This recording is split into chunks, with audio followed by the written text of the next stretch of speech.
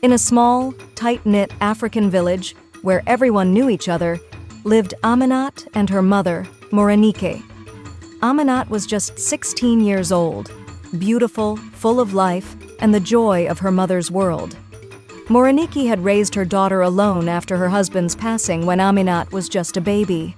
They lived in a modest house, and though they didn't have much, their love for each other was enough.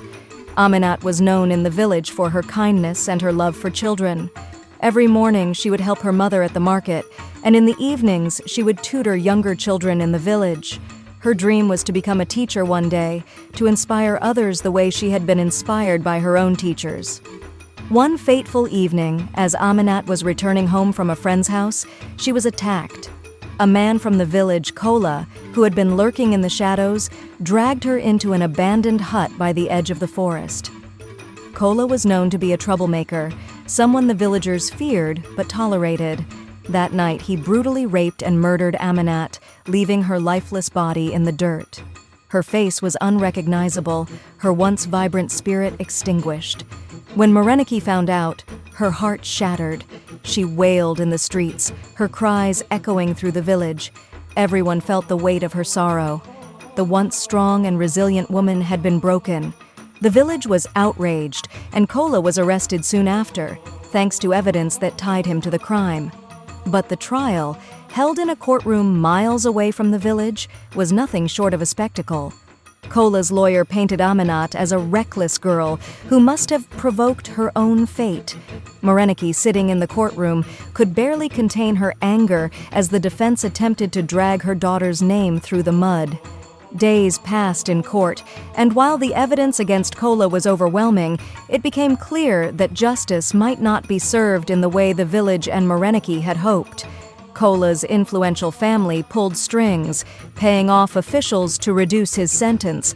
It seemed likely that Kola, the murderer, would walk free after just a few years in prison.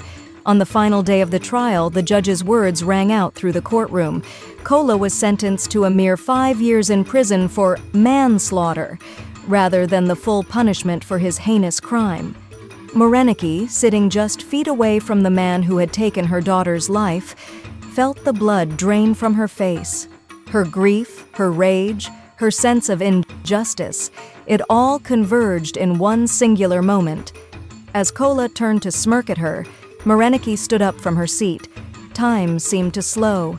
She reached into her handbag and before anyone could react, pulled out a gun. The courtroom erupted into chaos, but not before Morenike fired 3 shots at Kola.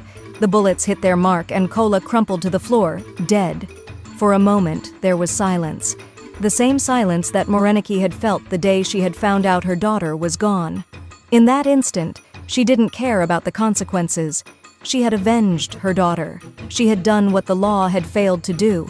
Morenike was arrested on the spot, but in the eyes of the village and even many of the people in the courtroom, she was not a criminal. She was a grieving mother.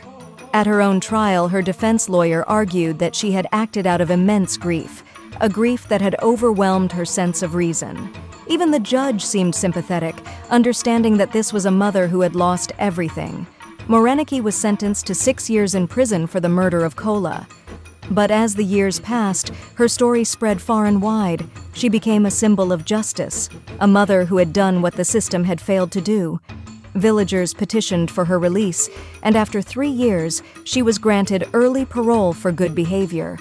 When Morenike returned to her village, she was greeted with open arms.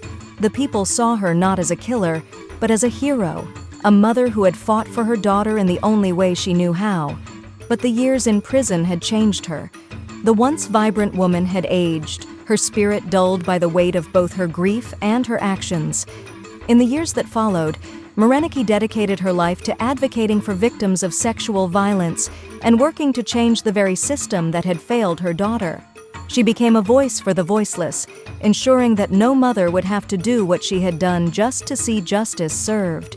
Aminat's grave became a site of remembrance, not just for her, but for all the daughters, sisters, and mothers who had suffered in silence. The villagers would gather there every year, lighting candles and remembering the bright young girl who had been taken too soon. Morenike, though scarred, found solace in knowing that in some small way she had made the world a little safer, a little fairer for the girls who would come after Aminat.